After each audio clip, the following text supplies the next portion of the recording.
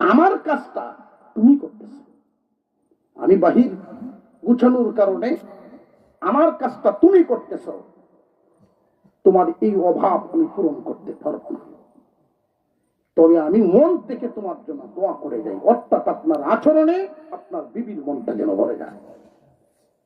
আর যদি দেখেন মাঝে মাঝে তর্ক হয়, আপনি যদি একান্তে সময় না দেন, মা বাবা এই কথাগুলো নিজের থেকে অগ্রসর হয়ে আপনার কাছে বলবে না, মনের দুঃখ মনেই দাফন করবে, লুকায় রাখতে রাখতে এক সময় কষ্ট নিয়েই বিদায় হবে।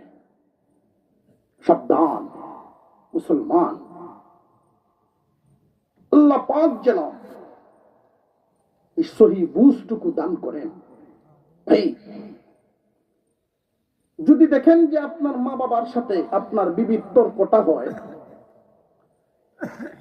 যে মা বাবার সাথে যে তর্কটা হয়, আপনার বিবি সঠিক, মা বাবা বেঠিক, এমন হইতে পারে না যে মা বাপ যে চেতাচেতি করে আপনার বউয়ের সাথে,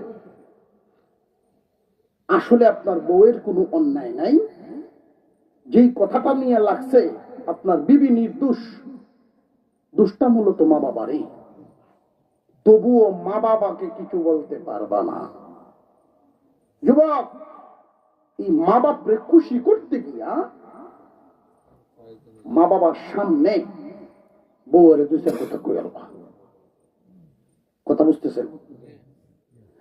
মা বাবার সামনে বউকে দু চার কথা কইয়া লাইবা, আমি বাড়িতে হেনা তুমি খরচ অমুক তমুক, মা বাপ যেন খুশি হয়ে যায়, আমার পুত আমরা ভক্তি।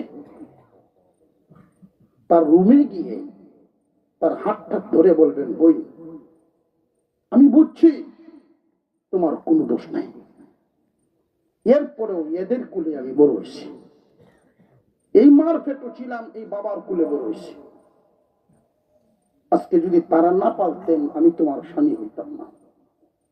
তারে দু চার কথা ঘরের ভিতরে নিয়ে বুঝ দিয়া তারে সান্ত্বনা দিয়া, এই হলো এই মাসালা।